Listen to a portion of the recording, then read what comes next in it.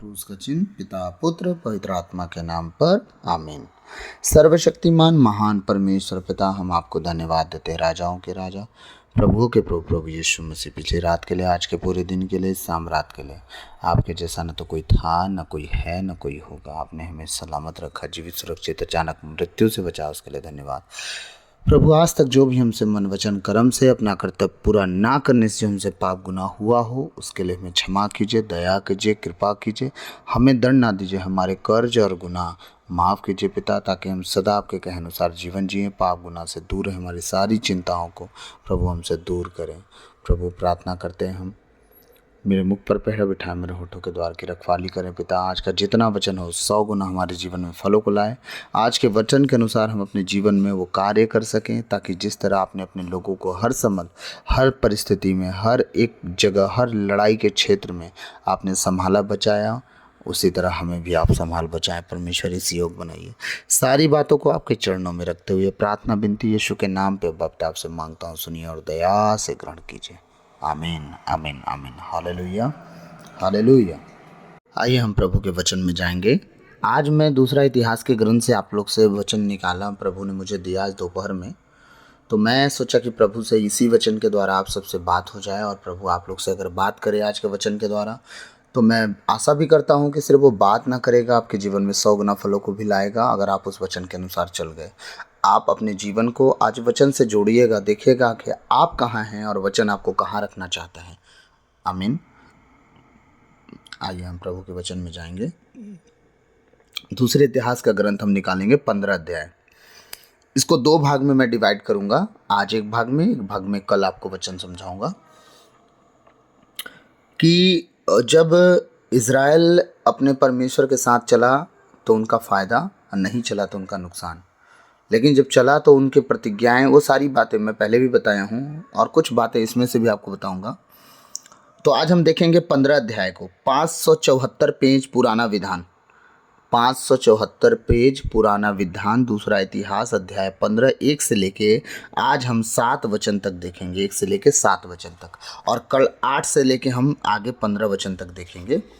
8 से लेके 15 कल देखेंगे। तो वचन मैं पढ़ूंगा। ये बात तब की है जब यहूदा के राजा की बात चल रही थी। यहूदा का राजा जो था उस समय की बात है, राजा आसा, उसका नाम था राजा आशा। वो परमेश्वर के कहे अनुसार चलता था, परमेश्वर के अनुग्रह की दृष्टि उस पर लगी थी। तो एक व्यक्ति था, दूसरे देश का राजा, ठीक है, मैं शॉर्टकट में समझाऊंगा। दूसरे देश का राजा था, और उसके विरुद्ध में, किसको, आशा के विरुद्ध में वो 10 लाख सेना लेके आ गया, 300 रथ लेके आ गया, और उसका नाम था जेरह। कूसी पुरुष था, कुश देश का। आप इस कूसी को अब मैं बोलूँगा तो आप नहीं समझोगे, मैं शॉर्टकट में समझाऊं। एक मूसा जो हमारे थे, नबी मूसा, 10 आज्ञाओं को जो दिए थे परमेश्वर मूसा को, जो इज़राइल को लाल समुद्र से 2 भाग मिस्र देश से निकाल के लाए थे मूसा, ये सब वो याद होंगे सबको ना। मूसा एक कूसी स्त्री से शादी किए थे, ठीक है। उनकी बहन मरियम और उनका भाई हारून मूसा के विरुद्ध में बात किए थे कि तू कूसी स्त्री से, काली स्त्री से क्यों शादी कर लिया। कुछ देश के लोग काले काले, जैसे हमारे मान लीजिए साउथ अफ्रीका के लोग होते हैं, मतलब उनका स्किन काला होता है ना। रंग काला गोरा से कुछ फ़र्क नहीं पड़ना चाहिए। तो वो लोग विरोध किए, बात किए थे कि सिर्फ तेरे से ही परमेश्वर बात करता है, हम लोग से नहीं करता है। हाँ, तो किसी स्त्री से शादी कर लिया, ठीक। परमेश्वर उन लोग को बहुत दंड दिया, और मरियम को तो कोढ़ फूट गया, ये सब बातें। तो कूश का राजा जो था जेरह, वो आया कहाँ, ये राजा आसा के पास लड़ने, ठीक है। अब ये कहानी चल रही है, जब राजा आसा के पास वो 300 रथ लेके 10 लाख सेना लेके लड़ने आ गया, ये लोग भी निकले। राजा आसा इज़राइल के परमेश्वर से दुहाई दिया, 14 अध्याय पढ़ेंगे तो क्लियर हो जाएगा। हाँ, दुहाई दिया, और वो लड़ाई करने गया, और परमेश्वर उनके ओर से लड़ा, और वो लोग जीत गए, ठीक है। अब जीतने के बाद वो लोग क्या कर रहे हैं, जीतने के बाद अपना पार्टी कर रहे होंगे। हर एक राजा जीतने के बाद अपनी सेना के साथ पार्टी करते रहे होंगे और आनंद मनाते रहे होंगे। इसके बाद एक नबी का जो फरमान आता है राजा के पास, वो आज हम सुनेंगे कि आपको अगर जीत दिलाता है परमेश्वर, तो इन सब बातों का हमें स्मरण करना है। अगर आप चंगे हो गए तो परमेश्वर को भूल नहीं जाना कि हाँ बस अब चंगाई चाहिए थी, रोना पीटना शुरू कर दिए, चंगाई मिल गई, परमेश्वर को छोड़ के अलग हो गए। ठीक है, गरीबी थी तब तक रोए, गरीबी खत्म हो गई, अब काम में बिल्ला गए, पैसा हो गया, धन हो गया, प्रॉपर्टी हो गया, नौकरी हो गई, बिजनेस हो गया, उसमें फंस गए। ऐसा नहीं होना चाहिए। ये परमेश्वर आज के वचन के द्वारा याद दिलाएगा। औलाद नहीं थी तब तक रोए पीटे, औलाद हो गया तो औलाद में ही गुम हो गए आप, औलाद के पीछे ही परेशान हो, औलाद का देखभाल पालन पोषण सब आप एकदम बड़ी आराम से कर रहे हो, लेकिन परमेश्वर को भूल गए। ये सारी चीज़ें परमेश्वर आप सबसे नहीं चाहते। आज का वचन थोड़ा सा ज़्यादा हो सकता है, थोड़ा सा, तो प्लीज़ आज के वचन को बड़े धैर्य से सुने। ठीक है, वचन कहता है, ओदेद का पुत्र अजर्या ईश्वर के आत्मा से आविष्ट हो गया। अब ये अजर्या कौन है? एक परमेश्वर का दास है, नबी है, वो लेवी का याजक था। उसके अंदर एक आत्मा समा गई और वो क्या करने गया? आशा के पास गया। क्या बताने के लिए? वो लोग पार्टी कर रहे थे, हम जीत गए, हम जीत गए, किस के कुछ लोगों को हमने मारा, ये सब हो गया। ठीक है, आशा की अगवानी करने निकला। क्या करने? अगवानी, उसे बताने निकला क्या करना है। और उससे बोला, आशा और समस्त यूदा और बेन्यामीन मेरी बात सुनिए। आशा, समस्त यूदा का घराना और बिन्यामीन का घराना, दो ही घराने पे यूदा का राजा राज करता था, उसका नाम था आशा। इज़राइल अलग था। ठीक है, इज़राइल में फूट पड़ गई थी राजा सुलेमान के बेटा के बाद। ठीक है, तो वो अपना 10 गोत्र अलग हो गए थे और ये 2 गोत्र अलग हो गए थे। ठीक, ध्यान से सुनिएगा। बिन्यामीन, मेरी बात सुनो, प्रभु आपके साथ होगा। देखिए, ध्यान से सुनिए, यहाँ परमेश्वर अपनी बात अपने नबी से करवा के, क्यों? क्योंकि ये लोग पार्टी कर रहे हैं, परमेश्वर के सामने जाके उसे दंडवत नहीं कर रहे हैं, बलिदान नहीं चढ़ा रहे हैं, बलि नहीं चढ़ा रहे हैं, धन्यवाद का बलिदान नहीं चढ़ा रहे हैं। वो लोग आपस में आनंद कर रहे हैं। ठीक है, यहाँ लूट का माल तो इतना लूटे कि मत पूछिए, क्योंकि आप जब 14 अध्याय का 14 वचन पढ़ेंगे तो क्या लिखा है? वे पशु पालन करने वालों के तंबू उखाड़ कर असंख्य भेड़ बकरी और ऊंट लूट कर ले आए, लेकिन बलिदान कुछ नहीं हुआ यहाँ। अब परमेश्वर उन्हें याद दिलाने के लिए अजर्या को आशा के पास भेजा कि आशा सुन ध्यान से। हाँ, कह रहा है, आशा और समस्त यूदा और बिन्यामीन मेरी बात सुनिए, प्रभु आपके साथ होगा। कब होगा? यदि आप उसके साथ होंगे। एक कंडीशन ये भी है, राजा आशा लड़ने से पहले परमेश्वर से दंडवत किया, उससे प्रार्थना की, परमेश्वर ने उसे अगुवाई दी कि हाँ तू जा लड़ने, तू जीतेगा। यहाँ अब अजर्या उन्हें बता रहा है कि परमेश्वर तुम्हारे साथ होगा, ऐसा मत सोचना कि नहीं होगा, वो होगा, लेकिन एक शर्त पे, जब तुम उसके साथ होंगे, उसके साथ रहोगे। ऐसा नहीं कि तुम जीत लिए, तुम्हारी बीमारी ठीक हो गए, तुम चंगे हो गए, तुम्हारे बच्चे नहीं थे, बच्चे हो गए, नौकरी नहीं थी, नौकरी हो गया, बिजनेस नहीं था, बिजनेस हो गया, परिवार सही नहीं चल रहा था, परिवार सही चलने लगा। अब तुम भूलना मत, ये लड़ाई जीत गए इसका मतलब अब जिंदगी भर जीते रह जाओगे। इसका ध्यान रखना कि परमेश्वर जब तुम्हारे साथ होगा तभी तुम हर लड़ाई जीत पाओगे। अभी ज़िंदगी में बहुत सारी लड़ाइयाँ हैं, तो उस समय ये चल रहा था और आज हमारे इजराइलियों में ये चल रहा है। हम किसी के गुलाम तो नहीं हैं, लेकिन हाँ अपने कार्यों के, अपने अभिलाषाओं के गुलाम होते जा रहे हैं। और उस समय राजा गुलाम बनाया करते थे। हाँ, कह रहा है, प्रभु आपके साथ होगा यदि आप उसके साथ होंगे, यदि आप उसे ढूंढेंगे तो वह आपको मिलेगा। सोचो, आज भी वही बात बोली जाती है हम सबको। हम उस दिन की भी बात यही सुन रहे हैं कि जब जब हम प्रभु को ढूंढेंगे हमें प्रभु मिल जाएगा। आज आप क्या प्रभु को ढूंढ रहे हो? उस दिन वो लोग ढूंढते थे, वो पाते थे। आज आप प्रभु को ढूंढ रहे हो? अपना देखिए, ढूंढना किस तरह का आपका ढूंढना है, आप परमेश्वर को किस रीति से ढूंढ रहे हैं। हाँ, आप परमेश्वर को पा रहे हैं, अगर पा रहे हैं तो आप ढूंढ रहे हैं, नहीं पा रहे हैं इसका मतलब आप परमेश्वर को नहीं ढूंढ रहे हैं, अपनी ज़रूरतों को परमेश्वर से ढूंढ ढूंढ के मांग रहे हैं बस, कि प्रभु हमारी ये ज़रूरतें हैं, तू मिले ना मिले हमारी ज़रूरतें पूरी कर दे। इसका यही उदाहरण है कि जिस दिन ज़रूरत पूरा होता है हम प्रभु को नहीं, अपनी ज़रूरतों के पीछे बस भागे रहते हैं। तो उदाहरण ये है कि जब हमारी ज़रूरतें पूरी हो जाती हैं हम प्रभु के पीछे नहीं जाते। लेकिन अगर ज़रूरतें पूरी हो गई, ज़रूरतों पे ध्यान ना दे के प्रभु के पीछे चलना ही आपका सबसे बड़ा मकसद जिस दिन बन जाता है कि प्रभु हमारी ज़रूरत पूरा किया मतलब वो सब कुछ कर सकता है, अब सिर्फ प्रभु और मैं सच कहता हूँ आपने प्रभु को ढूंढना शुरू कर दिया, ना कि ज़रूरतों के पीछे भागना। आमीन। यदि आप उसे ढूंढेंगे तो वह आपको मिलेगा, यदि आप उसे त्यागेंगे तो वह भी आपको त्याग देगा। परमेश्वर का वचन सुने रहिएगा। कहा जा रहा है कि अगर आप प्रभु को त्यागेंगे तो वो भी आपको त्याग देंगे। कुछ समझे? आज अपने परिवार में फंसे हैं, आप अपने काम में फंसे हैं, अपनी नौकरी पेशा में फंसे, अपने बिजनेस में फंसे हैं, अपने बच्चों में फंसे हैं, नौकरी में फंसे हैं। हाँ, बच्चे माँ बाप में अपनी पढ़ाई में इतना व्यस्त हैं कि खुदा को कभी ढूंढ ही नहीं पा रहे हैं।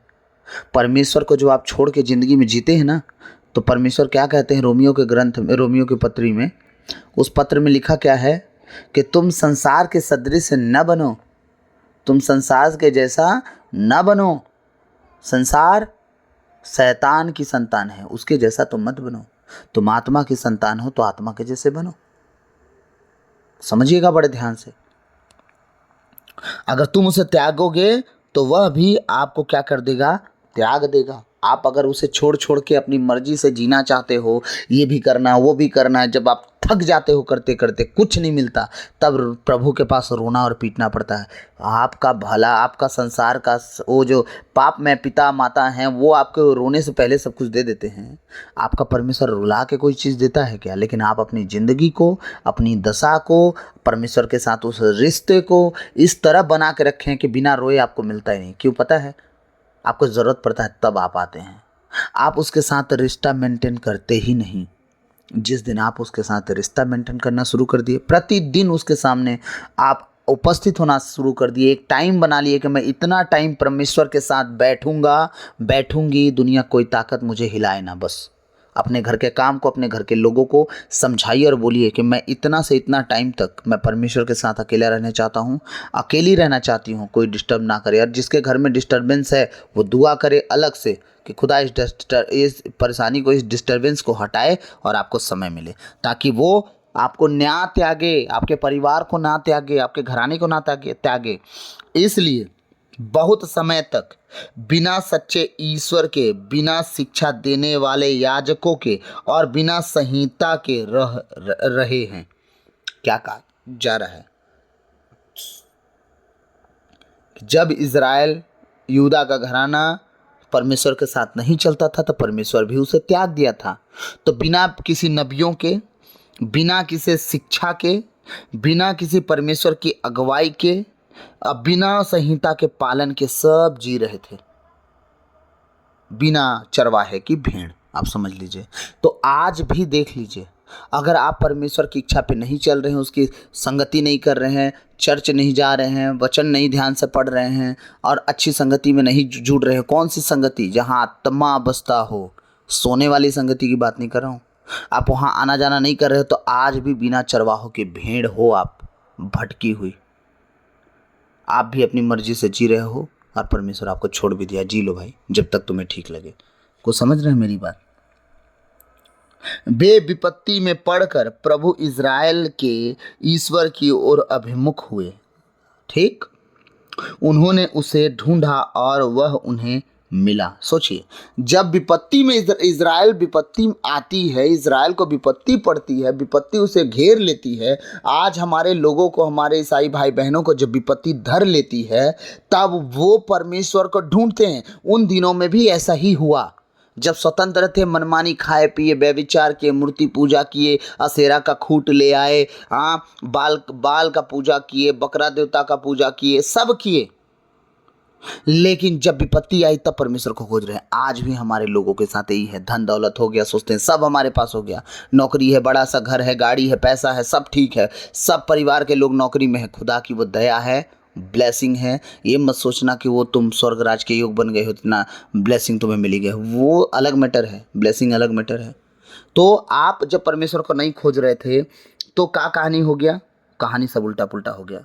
विपत्ति में पड़ गए, दुख में पड़ गए, बीमारी में पड़ गए, लकवा में पड़ गए, कैंसर में पड़ गए, किडनी रोग में पड़ गए, लीवर के रोग में पड़ गए, अब इलाज नहीं हो पा रहा है। जब ये सब दुख पड़ गया तब आपको परमेश्वर की याद आती है। अरे ऐसा जीवन ही क्या जीना कि दुख में परमेश्वर को आप ढूंढो। कबीरदास ने कहा, दुख में सुमिरन सब करें, सुख में करे न कोई। जो सुख में सुमिरन करे तो दुख काहे की होए। उनका कहना ये था, दुख में तो परमेश्वर को सब याद करते हैं, सुख में कोई नहीं याद करता, लेकिन अगर सुख में जो याद करता है उसको दुख कभी नहीं आता। दुख, रिश्ता, दरवाजा सब भूल जाता है, आपका दरवाजे से भाग जाता है। जिस दिन आप सुख में परमेश्वर को याद करना शुरू कर दिए, अपना समय सुख में देना शुरू कर दिए, दुख कभी नहीं लौटता। हाँ, वे विपत्ति में पड़कर प्रभु इज़राइल के ईश्वर की ओर अभिमुख हुए। उन्होंने उसे ढूंढा और वह उन्हें मिला। सोचिए हमारा परमेश्वर कितना दयालु है कि इतना टेढ़ा चलने के बाद भी जब भी हम पुकारते हैं प्रभु को, प्रभु दोनों हाथ फैलाए हमारी ओर दौड़ आता है हमें संभालने के लिए। जब हम गिर जाते हैं तो हमें ठोकर लगती है, हम गिरने वाले होते, प्रभु को पुकारते हो, झट से आके हमें पकड़ के संभाल लेता है। ये हमारा प्रभु है, उसका नेचर कितना दया से भरा हुआ है। उस समय कोई यात्री सुरक्षित नहीं था, क्योंकि इन प्रदेशों के निवासियों में बहुत अशांति थी। एक राष्ट्र दूसरे राष्ट्र से और एक नगर दूसरे नगर से लड़ता था, क्योंकि ईश्वर ने उन पर हर प्रकार की विपत्ति ढाई थी। सोच लीजिए आज हमारे इजरायली भाई बहनों का हाल, आपस में उनका नहीं पट रहा है। रोमन प्रोटेस्टेंट से, प्रोटेस्टेंट रोमन से, जीएल प्रोटेस्टेंट से, प्रोटेस्टेंट जीएल से आपस में चर्च लड़ रहे हैं। फिर इधर छोड़ दीजिए, मोहल्ला के लोग मोहल्ला वालों से लड़ रहे हैं, हमारा पारा उधर नहीं जाएगा, उसका पारा इधर नहीं है। ये नौटंकी अलग। अब वहाँ छूटा, अब घर परिवार के लोग, बड़ा भाई छोटे भाई से, बड़ी बहू छोटे बहू से, बड़ी जेठानी छोटी जेठानी से, और देरानी सासू से, ये सारी चीज़ें चल रही है। अभी लड़ाई झगड़ा का माहौल बन गया है। घर में एक छत के नीचे रह के तानाशाही चल रही है, एक दूसरे को कसाकसी खेल रहे हैं, कोई भी स्वतंत्र नहीं रह गया। अब कारण क्या है पता है? आप परमेश्वर को नहीं ढूंढ रहे हो और परमेश्वर आपके बीच में निवास नहीं कर पा रहा है, अपना काम नहीं कर पा रहा है। बस यही कारण है। जिस दिन परमेश्वर की शांति हमारे जीवन में आती है ना, कलह कलेश लड़ाई झगड़ा सामने वाला करता है और हम हंसते हैं, परमेश्वर ये तुझे नहीं जानता इसलिए लड़ रहा है, परमेश्वर ये तुझे नहीं जानती इसलिए लड़ रही है। धन्यवाद हो तेरा कि मैं तुझे जानता हूँ, धन्यवाद हो प्रभु कि मैं तुझे जानती हूँ। मैं लड़ नहीं सकती, क्यों? क्योंकि तूने मुझे लड़ने के लिए नहीं सिखाया, तूने मुझे खुश रहने के लिए सिखाया, क्योंकि आनंद में ही बल है। आमीन। क्योंकि ईश्वर ने उन पर हर प्रकार की विपत्ति ढाई थी, किंतु आप सुदृढ़ बने रहें। क्या कह रहा है? विपत्ति तो दूसरों में आती है, लेकिन आप लोग सुदृढ़ बने रहें। दूसरे जातियों में तो लड़ाई झगड़ा चली रहे, अपने धन संपत्ति के लिए लड़ रहे हैं, पर आप ऐसा ना करो। लेकिन आज हमारे लोग भी कर रहे हैं। किंतु आप सुदृढ़ बने रहें और हाथ पर हाथ धरे मत बैठें, क्योंकि आपको अपने परिश्रम का फल मिलेगा। हाथ पर हाथ धरे ना बैठें। आपको असल में कुछ करना चाहिए। आपको अपने जीवन के लिए, अपने घर के लिए, अपने परिवार के लिए कुछ ना कुछ करना चाहिए। इसका मतलब आपको दुआ करना चाहिए, घुटनों पे आना चाहिए, आपको परिश्रम, क्योंकि प्रभु में की हुई मेहनत व्यर्थ नहीं जाती। अगर आपको कोई रास्ता नहीं दिख रहा है, आपकी नौकरी नहीं लग रही है, आपका बिजनेस नहीं चल रहा है, आप बिजनेस के लिए सोच रहे हो, पैसे नहीं इकट्ठे हो रहे हैं, आप जो भी सोच रहे हो विफल होते जा रहे हो, सफल नहीं हो रहे हो, हाथ पे हाथ धरे बैठे मत रहो। सोचो मत, सोचने से आपका कुछ भला नहीं होगा। मेरे माता पिता भाइयों बहनों, मैं आपसे विनती करूंगा, आप घुटनों पे आ जाओ, आप परमेश्वर के सामने उपस्थित होना शुरू कर दो। एक टाइम बांध लो कि मैं अपने परमेश्वर को यही समय दूंगा, इससे 1 मिनट ना आगे ना पीछे। मैं सच कहता हूं, परमेश्वर आपके लिए जल्द से जल्द मार्ग खोल देगा। आप बोलोगे कितना जल्द? आपकी सोच से परे, जहां आपको कुछ नहीं दिखाई देगा, वहां से आपके लिए मार्ग खोल देगा। आमीन। मैं आशा करता हूँ आज का ये वचन आपको समझ में आया होगा कि आज से आपको क्या करना है। हाथ पे हाथ धरे मत बैठे रहें, आप दुआ करें, आप दुआ करें, अपने हाथों को स्वर्ग की ओर उठाएं, दुआ करें, मदद वहीं से आती है। तो प्रभु आज के इन वचनों के द्वारा आपको और हम सबको आशीष दे। आमीन। तो सबों को जय यीशु, गॉड ब्लेस यू। और हाँ, आप अपने परिवार में लोगों में वचन को शेयर करें, बोलें, चैनल को सब्सक्राइब करें, ताकि उनके पास हमारा डेली का नोटिफिकेशन पहुँचे, आपको भेजने की ज़रूरत ना पड़े, परमेश्वर का वचन आप तक जरूर डायरेक्ट पहुँच जाए। और हाँ, कल दूसरा भाग हम इसी वचन का देखेंगे और 8 से 15 होगा, 15 अध्याय, दूसरा इतिहास का ग्रंथ, 8 अध्याय से 15 अध्याय आप लोग पढ़े रहिएगा। कल मैं फिर से इसे एक्सप्लेन करूंगा। तो प्रभु आप सबको बहुत आयत से आशीष दे। प्रेरित चरित्र 16:31 के अनुसार मैं आपको आशीष वचन देता हूँ, आप बचे, आपका घराना बचाया जाए। आमीन। सबको जय श्री, गॉड ब्लेस यू।